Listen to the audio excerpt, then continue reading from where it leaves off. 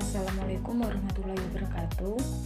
Di sini kami dari kelompok 1 akan mempresentasikan mengenai konsep dasar dan ruang lingkup dari Total Quality Management. Sebelumnya, perkenalkan, nama saya Risa Latin dengan NIM 40119166 dari kelas ESF, dan teman saya yaitu Dan saya Cindy Febri Permatasari, NIM 401190184.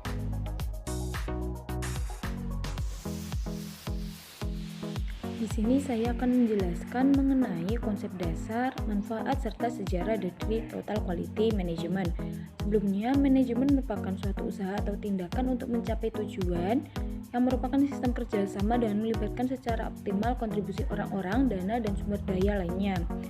Manajemen yang baik adalah manajemen yang tidak menyimpang dari konsep dan sesuai dengan objek yang ditangani sesuai tempat organisasi itu sendiri.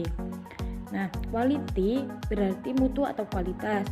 Secara umum, quality artinya yaitu sebuah proses yang terstruktur untuk memperbaiki keluaran yang dihasilkan. Selanjutnya, konsep dasar total quality menurut para ahli. Pertama ada Vincent Gaspard.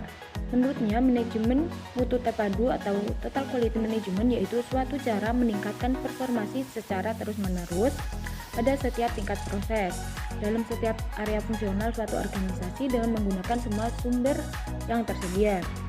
Selanjutnya, menurut ahli kedua yaitu Fandi Ciptono dan Anastasia Diana, total quality management yaitu suatu pendekatan dalam menjalankan usaha dengan memaksimumkan daya saing organisasi melalui perbaikan terus-menerus atas produk, jasa, manusia, proses, dan lingkungannya. Nah, menurut ahli ketiga, menurut Sumaha Mijaya mengemukakan bahwa total quality management yaitu suatu sistem manajemen yang mengangkat suatu kualitas sebagai strategi usaha yang berorientasi pada kepuasan pelanggan dengan melibatkan seluruh anggota organisasi. Dapat disimpulkan, total quality management yaitu suatu usaha untuk memperbaiki secara terus-menerus untuk mendapatkan kepuasan pelanggan. Selanjutnya saya akan menjelaskan manfaat total quality management. Manfaatnya ada 3, yang pertama bagi institusi, kedua bagi pelanggan, dan yang ketiga untuk staf organisasi. Pertama, bagi pelanggan, manfaatnya sedikit atau tidak memiliki masalah dengan produk dalam pelayanan. Pelanggan tersebut tidak memiliki masalah dalam pelayanan maupun produk yang mereka dapat. Kedua, pelanggan mendapatkan kepedulian dan perhatian terhadap pelayanan. Yang kedua, manfaat untuk institusi yaitu terdapat perubahan kualitas produk dan pelayanan, yaitu terdapat perubahan yang lebih baik, staf lebih termotivasi dalam melaksanakan pekerjaan, produktivitas meningkat, biaya turun, produk cacat berkurang, permasalahan dapat diselesaikan dengan cepat. Dan yang terakhir, bagi staf organisasi terdapat pemberdayaan sehingga proses atau sistem kinerjanya dalam bekerja menjadi lebih baik, lebih terlatih dan berkemampuan serta lebih dihargai dan diakui. Sejarah Total Quality Management. Evolusi gerakan Total Quality dimulai dari masa studi waktu dan gerak oleh Bapak Manajemen Ilmiah yaitu Frederick Taylor pada tahun 1920-an. Nah, aspek yang paling penting atau fundamental di sini dari manajemen ilmiah yaitu adanya pemisahan antara perencanaan dan pelaksanaan. Meskipun pembagian tugas telah menimbulkan peningkatan besar dalam hal produktivitasnya, sebenarnya dalam konsep pembagian tugas ini menimbulkan peningkatan besar dalam hal produktivitas dan telah menyisihkan konsep lama mengenai keterampilan dan keahlian, di mana individu yang sangat terampil melakukan semua pekerjaan yang dibutuhkan untuk menghasilkan produk yang berkualitas. Manajemen ilmiah Taylor mengatasi hal ini dan membuat perencanaan tugas manajemen dan tugas tenaga kerja. Untuk mempertahankan kualitas produk dan jasa yang dihasilkan, maka dibentuklah Departemen Kualitas yang terpisah. Seiring dengan meningkatnya volume dan kompleksitas pemanufakturan, kualitas juga menjadi hal yang semakin sulit. Volume dan kompleksitas mendorong timbulnya quality engineering pada tahun 1920-an dan reliability engineering pada tahun 1950-an.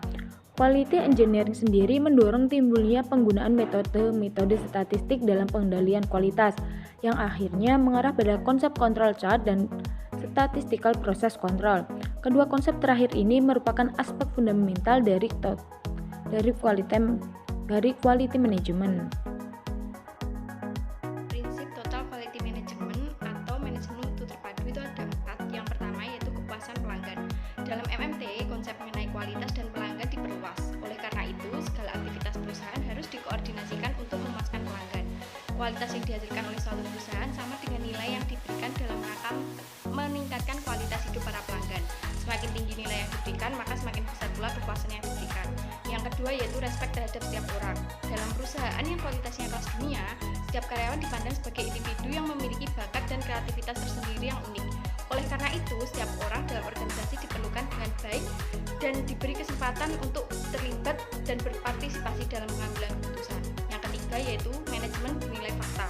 Perusahaan kelas dunia berorientasi pada fakta, maksudnya bahwa setiap keputusan selalu didasarkan pada data, bukan hanya sekedar pada perasaan atau feeling. Yang keempat, perbaikan berkesinambungan. Agar dapat sukses, setiap perusahaan perlu melakukan proses secara sistematis dalam melaksanakan perbaikan berkesinambungan.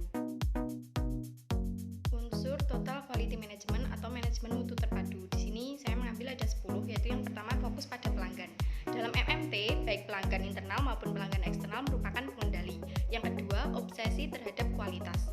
Dalam organisasi yang menerapkan MMT, penentu akhir kualitas ialah pelanggan internal maupun pelanggan eksternal.